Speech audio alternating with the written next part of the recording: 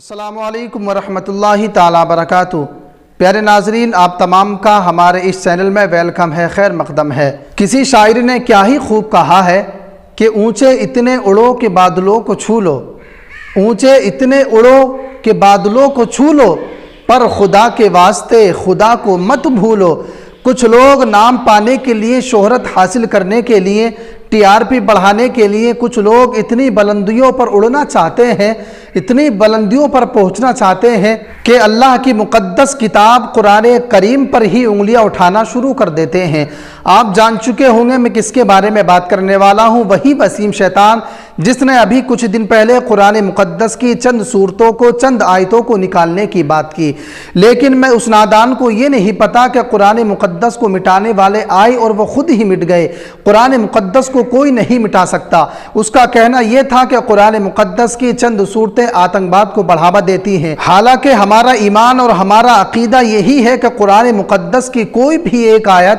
آتنکواد کو بڑھاوا نہیں دیتی ہے، آتنکواد نہیں سکھاتی ہے، اور ہمارا قرآن مقدس پر یہی یقین ہونا چاہیے کہ قرآن مقدس کا ایک ایک حرف برحق ہے، حق پر ہے، سچا ہے، اور ہم لوگوں کو یہ ادھیکار نہیں ہے، یہ حق نہیں ہے کہ ہم قرآن مقدس کے ایک حرف پر بھی شک کریں، کیونکہ خود اللہ رب العزت قرآن مقدس کے اندر ارشاد فرماتا ہے ذالک الکتاب لا ریب فیہ، یہ وہ کتاب ہے جس میں شک و شبہ کی گنجائش ہے ہی نہیں۔ اگر کوئی شک و شبہ کرتا ہے قرآن مقدس کے اندر، کوئی قرآن مقدس پر انگلیاں اٹھاتا ہے، تو اس کو اس کا اجر ایک نہ ایک دن اس کی سزا اس کو مل ہی جائے گی۔ دنیا میں نہیں ملے لیکن آخرت میں اس کی سزا ضرور ملے گی۔ جو لوگ قرآن مقدس پر ٹپڑیاں کرنے کے لیے نکلتے ہیں، ان کو یہ سمجھنا چاہیے، یہ سوچنا چاہیے کہ قرآن مقدس کو مٹانے والے خود ہی مٹ گئے۔ نہ جانے کتنے آئے اور قرآن مقدس کو تبدیل کرنے کی بات کی، لیکن کوئی بھی قرآن مقدس کو تبدیل نہیں کر سکا،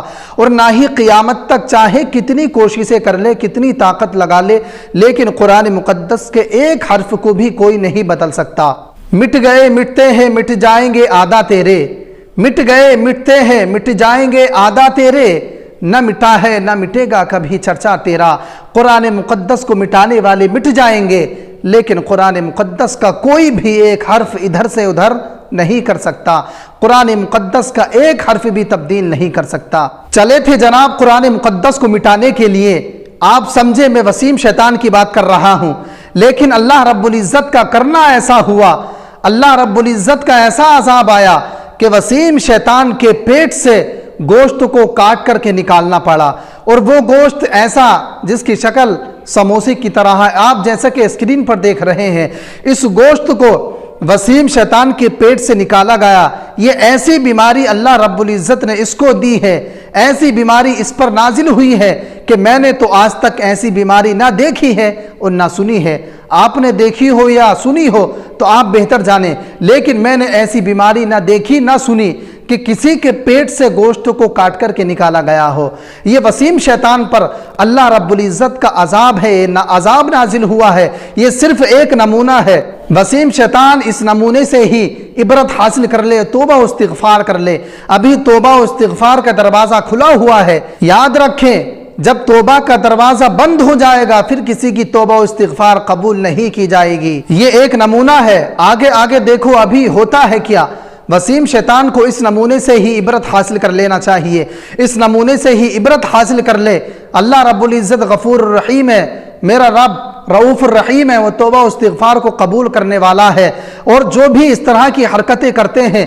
قرآن مقدس کو مٹانے کی بات کرتے ہیں، قرآن مقدس پر انگلیاں اٹھاتے ہیں، ایسے لوگوں کو اس نمونے سے عبرت حاصل کرنا چاہیے۔ وسیم شیطان پر جو اللہ رب العزت کا عذاب نازل ہوا ہے، اس عذاب سے لوگوں کو عبرت حاصل کرنا چاہیے، اور جو بھی قرآن مقدس کے خلاف ایک لفظ بھی اپنی زبان سے نکالتے ہیں، قرآن مقدس پر ٹپڑیاں کرتے ہیں، قرآن مقدس کو جھوٹا ثابت کرنے کی کوششیں کرتے ہیں، تو ایسے لوگوں کو اس نمونے سے عبرت حاصل کرنا چاہیے اور سیکھ لینا چاہیے کہ جو بھی قرآن مقدس کے خلاف گیا، جس نے بھی شریعت کے معاملے میں دخل اندازی کی، تو اس کا حشر بہت برا ہوا، اس کا انجام بہت برا ہوا۔ اللہ رب العزت شریعت کے معاملے میں دخل اندازی کرنے والے کو دنیا میں ہی اس کی سزا دے دیتا ہے، اور آخرت میں تو اس کی سزا ملی ہے، لیکن دنیا والوں کو دکھانے کے لیے اللہ رب العزت دنیا میں بھی اس کی سزا دے دیتا ہے اور آخرت میں تو اس کی سزا ملنی ہی ہے۔ یہ تو برحق ہے جو شخص شریعت کے معاملے میں دخل اندازی کرے، شریعت پر انگلیاں اٹھائے، اسلام کو برا بھلا کہے، قرآن مقدس کو غلط ثابت کرنے کی کوشش کرے، غلط بات کرنے کی، قرآن مقدس کے خلاف غلط بات کرے تو اس کا انجام بہت برا ہوتا ہے۔ جیسا کہ آپ وسیم شیطان کو دیکھ ہی لیں، اللہ رب العزت نے وسیم شیطان پر ایسا عذاب نازل فرمایا، ایسی بیماری آئی کہ اس کے پیٹ سے گوشت کو کاٹ کر کے، گوشت کے لوٹھوں کو کاٹ کر کے نکالنا پڑا۔ ایسی بیماری آئی کہ میں نے تو آج تک نہیں دیکھی نہ سنی، آپ نے دیکھی ہو یا سنی ہو آپ بہتر جانتے ہیں۔ دشمنان اسلام، دشمنان رسول کو اس نمونے سے عبرت حاصل کرنا چاہیے اور سیکھ لینا چاہیے، سمجھ لینا چاہیے کہ اسلام کو مٹانے والے مٹ گئے، نہ جانے کتنے آئے اور کتنے چلے گئے اور کتنے آئیں گے۔ قرآن کو مٹانے کی بات کریں گے، قرآن پر انگلیاں اٹھائیں گے، انگشت نمائی کریں گے، لیکن ان نادانوں کو یہ سمجھ اور یہ سیکھ لینا چاہیے کہ قرآن کو مٹانے والے خود ہی مٹ گئے، قرآن کو نہ مٹا سکے۔ مٹ گئے، مٹتے ہیں، مٹ جائیں گے آدھا تیرے، مٹ گئے، مٹتے ہیں، مٹ جائیں گے آدھا تیرے، نہ مٹا ہے نہ مٹے گا کبھی چرچا تیرا۔ آج کے لیے بس اتنا ہی۔ اللہ رب العزت ہم سب کو قرآن مقدس کو پڑھنے اور سمجھنے کی توفیق عطا فرمائے۔ یہی وہ قرآن مقدس ہے